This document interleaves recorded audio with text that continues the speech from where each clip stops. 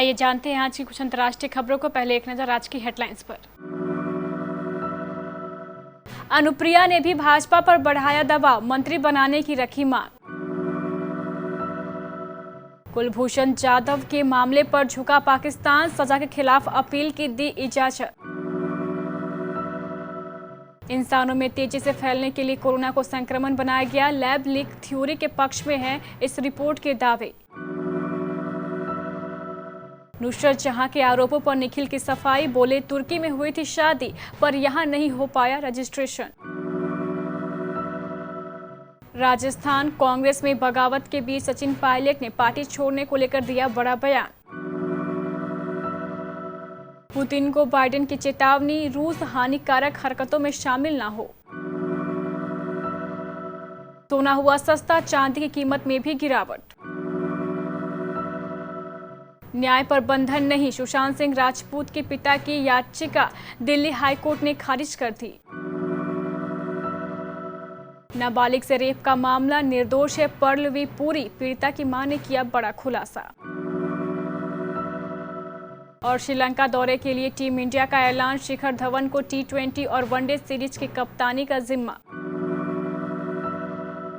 केंद्र और प्रदेश में मंत्रिमंडल के विस्तार के अटकलों के बीच भाजपा के सहयोगी अपना दल की राष्ट्रीय अध्यक्ष अनुप्रिया पटेल ने गुरुवार को दिल्ली में केंद्रीय गृह मंत्री अमित शाह से मुलाकात कर प्रदेश की सियासत में एक नई चर्चा को जन्म दे दिया है। मुख्यमंत्री योगी आदित्यनाथ और शाह की मुलाकात के ठीक पहले अनुप्रिया और शाह की मुलाकात को काफी अहम माना जा रहा है।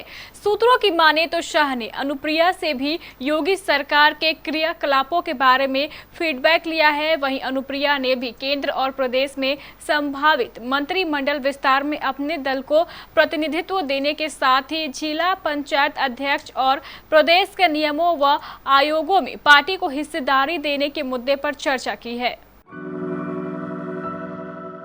कुलभूषण जाधव के मामले में आखिरकार पाकिस्तान को झुकना पड़ा है। ANI की रिपोर्ट के मुताबिक पाकिस्तान ने अंतर्राष्ट्रीय न्यायालय के फैसले अध्यादेश 2020 को स्वीकृति दी है। इसके बाद अब कुलभूषण जाधव को पाकिस्तान द्वारा दी गई सजा के खिलाफ किसी भी हाई कोर्ट में अपील करने की इजाजत मिल गई है। पाकिस्तान की नेशनल असेंबली ने गुरुवार को अंतर्राष्ट्रीय न्यायालय के फैसले के संबंध में पाकिस्तान की जेल में बंद भारतीय नागरिक कुलभूषण जाधव को अपील का अधिकार देने के लिए एक विधेयक को पास किया है। कोविड-19 की उत्पत्ति प्राकृतिक थी या यह लैब में तैयार किया गया, इसको लेकर वैज्ञानिकों में अभी भी अलग अलग राय है। वैज्ञानिकों का मानना है कि यदि इसके लैब में तैयार किए जाने के परिणाम नहीं है तो इसके प्राकृतिक रूप से पैदा होने के तथ्यों की पुष्टि भी अभी नहीं हुई है। इस बीच नेचर में प्रकाशित एक शोध रिपोर्ट में आशंका जाहिर की गई है कि वायरस को इंसानों में तेजी से फैलने के अनुरूप खास तौर पर तैयार किया गया हो सकता है। लोकप्रिय अभिनेत्री और तृणमूल कांग्रेस सांसद नुसरत जहां ने दावा किया है कि कारोबारी निखिल जैन के साथ उनकी शादी कानूनी नहीं बल्कि लिव इन रिलेशनशिप है, क्योंकि तुर्की में हुई उनकी शादी को भारतीय कानून के अनुसार मान्यता नहीं मिली है।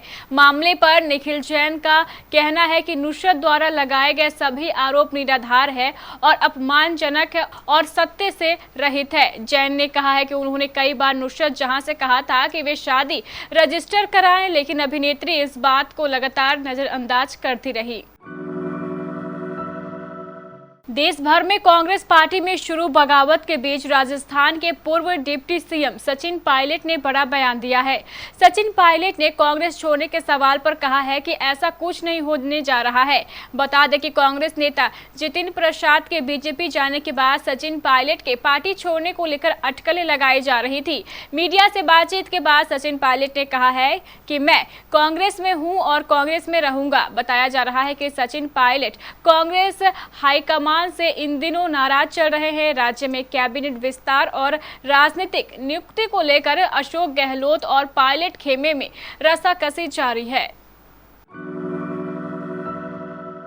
जो बाइडेन अमेरिका के राष्ट्रपति बनने के बाद पहली बार अपने विदेश दौरे पर ब्रिटेन पहुंचे हैं, जहां उन्होंने रूस पर निशाना साधा है। उन्होंने रूसी राष्ट्रपति व्लादिमीर पुतिन को चेतावनी दी है कि अगर रूस नुकसान पहुंचाने वाली गतिविधियों में शामिल होता है तो उसे इसके मजबूत और सार्थक परिणाम भुगतने होंगे। अमेरिका के मित्र देशों के साथ ट्रंप प्रशासन के तनावपूर्ण रिश्तों के बाद बाइडेन ने यह भी स्पष्ट किया है कि उनका इरादा देशों के साथ मजबूत रिश्ते रखने का है। बाइडेन G7 देशों के शिखर सम्मेलन के लिए बुधवार को ब्रिटेन पहुंचे हैं। राष्ट्रीय राजधानी में सोने एवं चांदी की कीमतों में गिरावट दर्ज की गई है। HDFC सिक्योरिटीज के मुताबिक राष्ट्रीय राजधानी में सोने के भाव में 259 रुपये प्रति 10 ग्राम की गिरावट दर्ज की गई। इससे शहर में सोने का दाम 48,127 रुपये प्रति 10 ग्राम पर रह गया। इससे पिछले सत्र में यानी बुधवार को सोने का मूल्य 48,386 रुपये प्रति 10 ग्राम पर रहा था। सराफा बाजार के कारोबारियों एवं विश्लेषकों के मुताबिक वैश्विक स्तर पर कमजोर रुख की वजह से दिल्ली में सोने के रेट में यह गिरावट देखने को मिली है। दिल्ली हाई कोर्ट ने दिवंगत एक्टर सुशांत सिंह राजपूत के पिता के सिंह की उस याचिका को खारिज कर दिया है जिसमें उन्होंने सुशांत के जीवन पर बन रही प्रस्तावित फिल्मों की रिलीज पर रोक लगाने की मांग की थी। यह फैसला जस्टिस संजीव नरूला की बेंच ने सुनाया है। सुशांत के पिता इन फिल्मों में अपने बेटे के नाम या समानता का इस्तेमाल करने से रोक को लेकर परेशान है, क्योंकि उनके अनुसार ये फिल्में उनकी निजता के अधिकार का उल्लंघन कर रही है और सुशांत की मौत की जांच को प्रभावित कर सकती है। इन फिल्मों में न्याय, द जस्टिस, शशांक, सुसाइड या murder, A star was last जैसी फिल्में शामिल थी जो कथित तौर पर सुशांत की मौत की कहानी पर आधारित थी। नाबालिग से बलात्कार मामले में आरोपी और नागिन फेम टीवी अभिनेता पर्ल पुरी केस में एक चौंका देने वाला खुलासा हुआ है।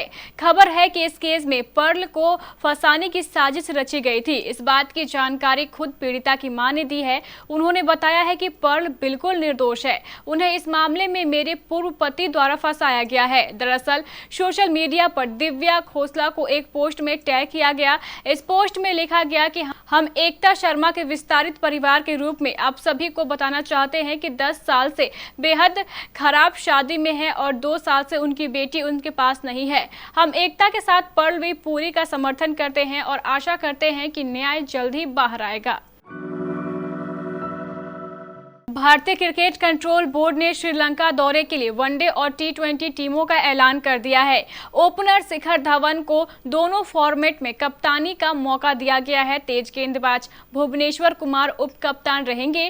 कोच के नाम पर सस्पेंस है, लेकिन माना जा रहा है कि राहुल द्रविड़ इस दौरे के लिए टीम के मेन कोच होंगे। भारत को श्रीलंका दौरे पर पहले 3 वनडे की सीरीज खेलना है। यह मैच 13, 16 और 18 जुलाई को होंगे। इसके बाद 21, 23 और 25 जुलाई को T20 मैचों की सीरीज खेली जाएगी। सभी मैच कोलंबो के आर प्रेमदास स्टेडियम में होंगे।